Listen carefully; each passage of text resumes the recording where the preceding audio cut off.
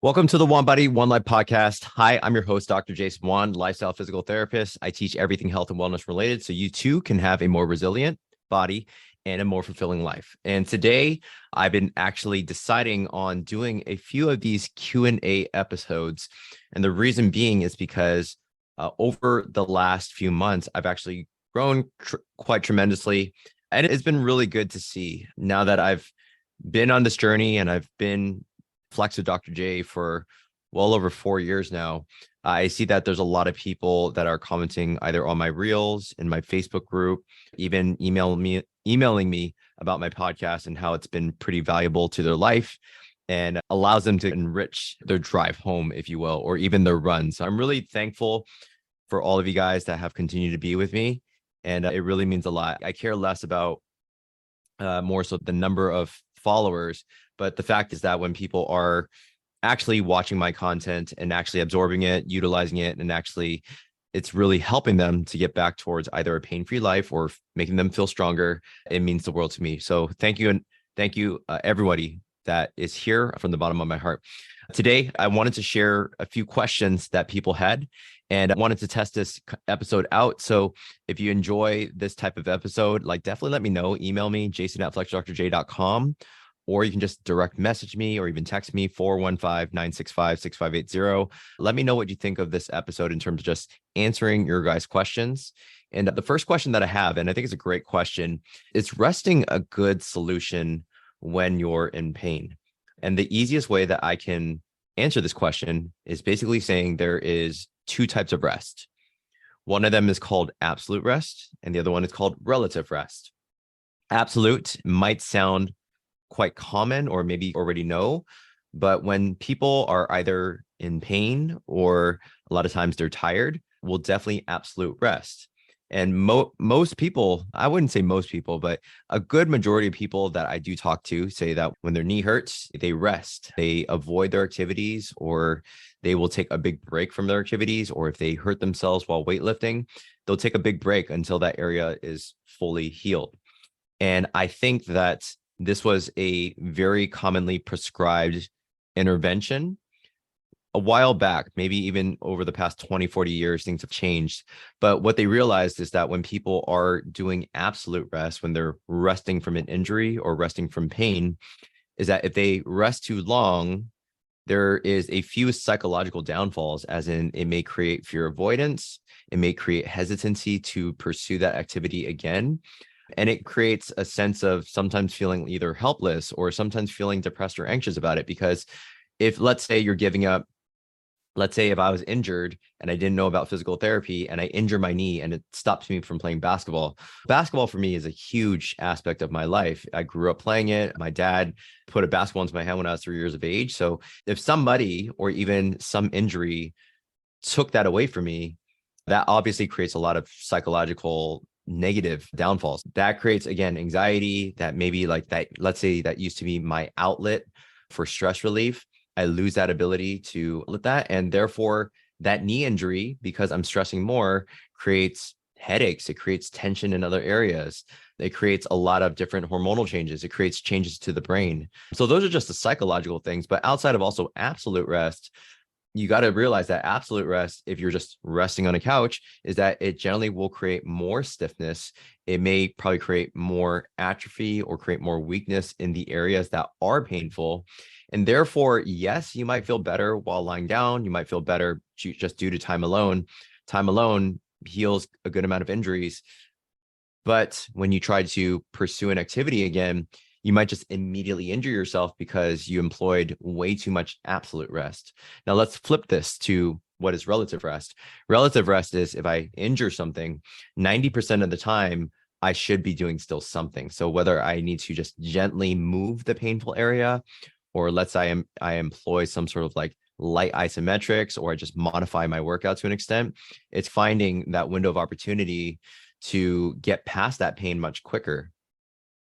And I actually spoke about this in my last episode, or maybe it was 1 to 2 episodes ago, about the window of opportunity in which if you absolutely rest, that's likely to create a lot of negative psychological and physical things in your life. But if you employ relative rest, it kind of empowers you to still move. Let's say if my low back hurt, I can still walk.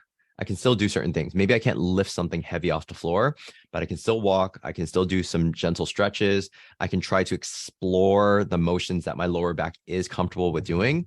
And I continue to rinse and repeat that. And then once you do that, let's say if you're lifting something at a certain weight, or let's say if you were running at a certain speed, or if you're doing some sort of physical activity for a given amount of time, you can just reduce that temporarily. You can reduce the time, you can reduce the load, you can reduce the resistance, the speed. So there's just a lot of ways in which you say, okay, that feels better on that painful area if I just take little steps backwards in order to long-term move forward. But if you take way too many steps backwards, AKA that's also with just absolute rest, then again, that's likely to create a lot of negative things down the road.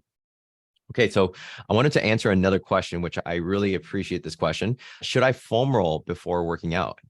And I don't think that there's anything wrong with foam rolling. I myself actually foam roll my back multiple times a day. I do feel that with regards to foam rolling before a workout, it just depends exactly what you're foam rolling for and what's the indication. Let's give a good example. Like, why would you foam roll? I like to foam roll my upper back and stretch it out and actually bend backwards over a foam roll to help with my overhead press. Overhead press requires shoulder flexion. It requires a lot of overhead shoulder mobility, but also it combines thoracic extension. So if I'm going to do any overhead press, if I don't loosen up my upper back with the foam roll, then I may create some compensations and then my shoulder might hurt. So that would be a good indication of foam rolling, which is using the foam roll to gain some sort of actual mobility, using that foam roll to essentially gain, like, I'm actually actively moving with that foam roll.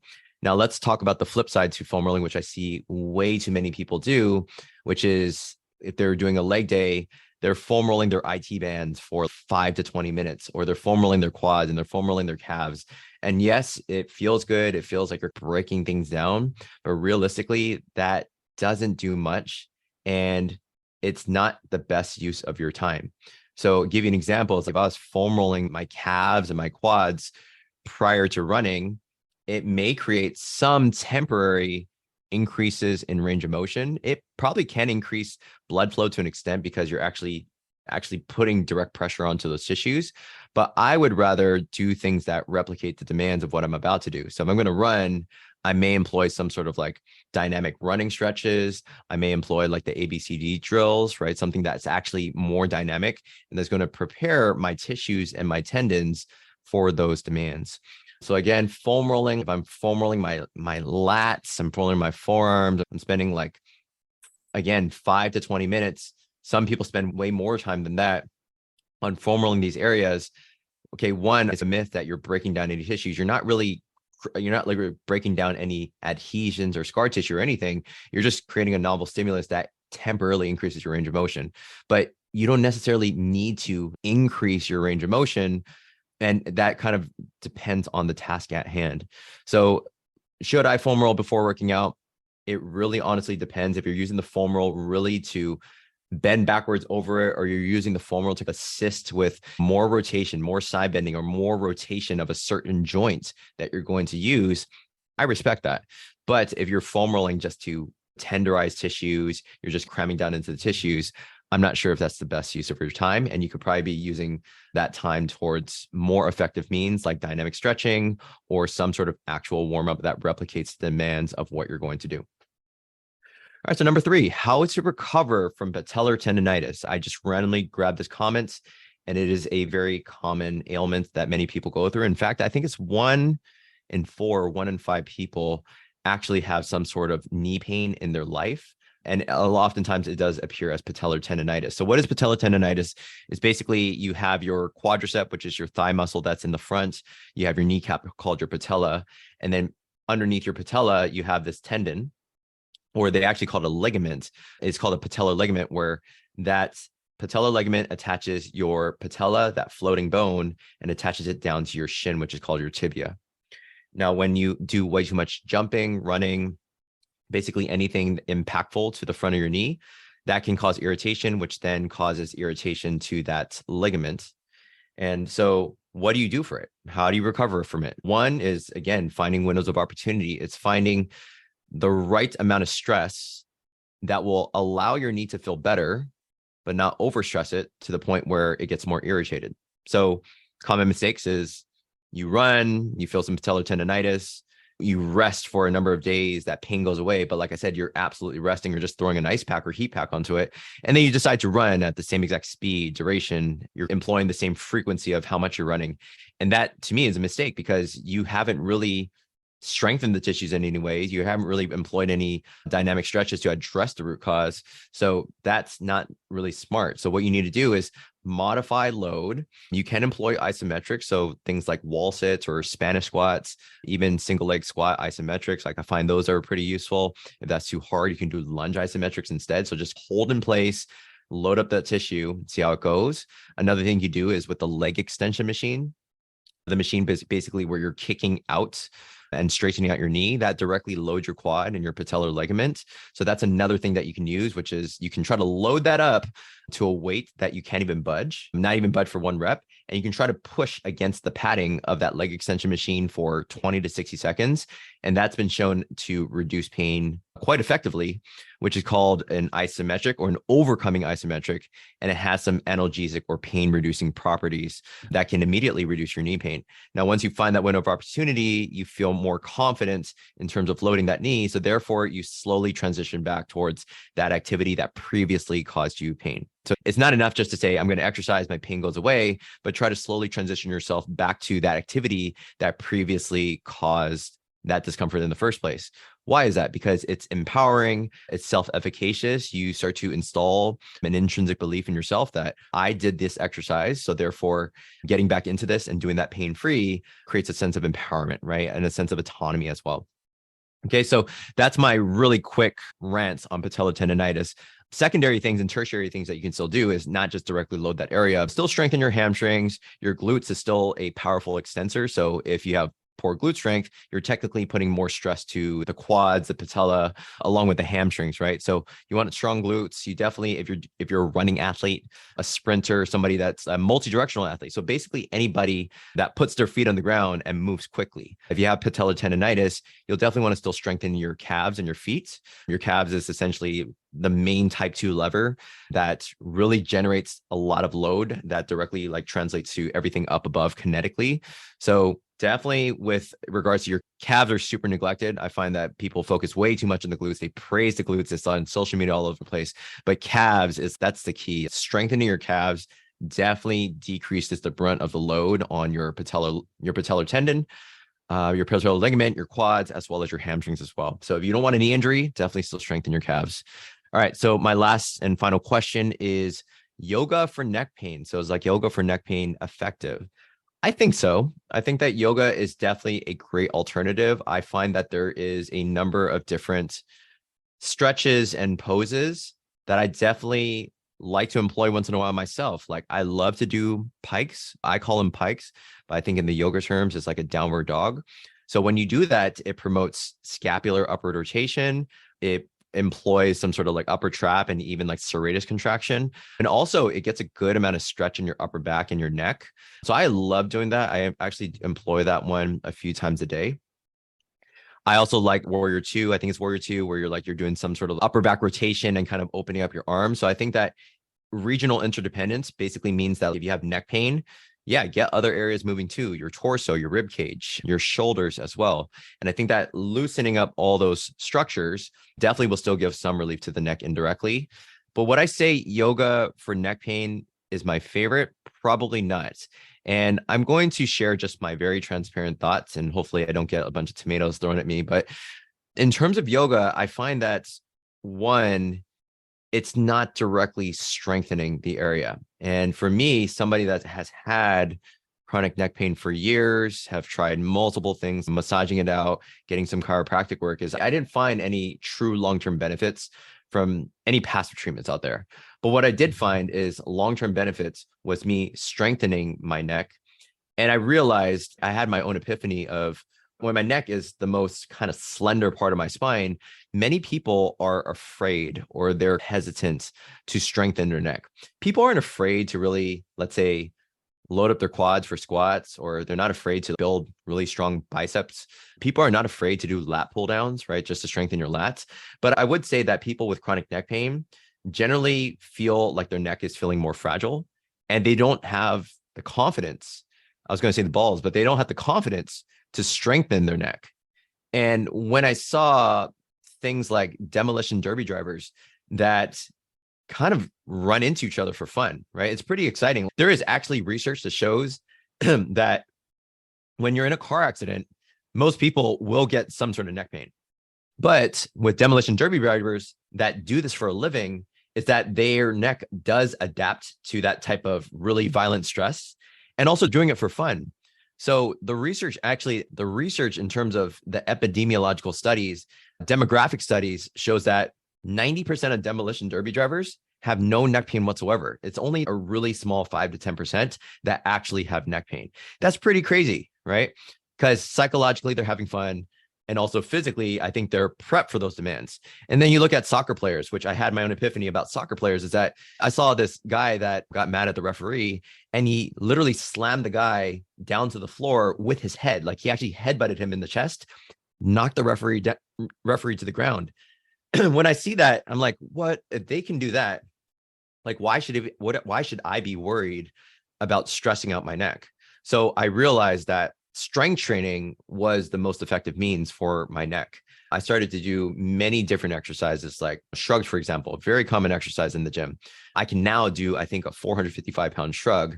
And people say, doesn't that cause too much stress to your neck? I feel like that's going to like damage your neck in the long term. But they fail to realize that I had chronic neck pain in the past when I was just stretching it out or just getting passive treatments. And I started to strengthen and slowly progress the load on my neck, and my neck felt incredible, right? So yoga for neck pain, one is I feel like it just doesn't stress it enough. I don't think it employs the right strength stimulus to actually get long-term benefits. You might feel better with the pike. Same like people feel better just with a little bit of stretching, right? Stretching feels good, but strengthening creates that long-term benefit and creates long-term pain relief. The second thing is in general yoga, it's, I think a good amount of them, they have a sense of staying lean. I'm not going to generalize, but I've seen very strong yoga enthusiasts, and I've also seen very lean. And I do find that a lot of the people that are very big yoga enthusiasts tend to have more neck issues. It's like they don't strengthen their neck very much. They don't strengthen their lower back. They don't strengthen their hamstrings. If anything, they stretch their hamstrings too much, and they wonder why they have like crazy amounts of sciatica. And then they're just perpetuating the same issues by stretching their hamstrings even more, which creates more instability, which creates more low back pain, which then creates more sciatica. So I've seen that before way too many times. I've seen a woman come to my clinic, and she came to me and she's like, I have really tight hamstrings. I have like crazy amounts of like pain going down my legs. And you test her, like you test straight leg raise, which is like how much hamstring length she has, and she can get her knee to her chin. And it's like, you clearly don't have tight hamstrings. I think you need to do something else. I think you need to probably strengthen your hamstrings instead. Long story short, it's that I think yoga, majority of the cases, there are certain poses and there's certain dynamic movements that I love to do and employ throughout the day. But I will say that strength training is still at the forefront, and that you can still do yoga. It's just that I prefer that you do some sort of strength training consistently as well, so that maybe you can continue to do yoga for a longer period of time, or maybe you can just pair it up where you're doing your stretches with yoga, but you're also doing some strength training as well. Okay. So that's what I got for you guys today. Hopefully just to answer these 4 questions. And I'd love to hear your feedback on this Q&A. Just to let you guys know, I got a lot of these Q&A from Instagram DM. So feel free to DM me on Instagram, Flex with Dr. J. And I got majority of them actually from my Facebook business page. So it's facebook.com/drjasonwan. So that's Dr. Jason Wan. And I got a lot of feedback and a lot of comments from there. So I definitely appreciate, keep the comments going. That's going to allow me to feel more of these podcast episodes. And if you guys have any questions, again, feel free to shoot me a text, 415-965-6580. Like, again, please send me some feedback on whether you like this Q&A episode. I intend on doing this one, maybe, let's say once every 2 to 4 weeks, but we'll see how that goes depending on the feedback that I get. And I'll leave you always with these last words of advice. We only have one body, one life. Make every action you take be one that makes you a better version of you. Take care.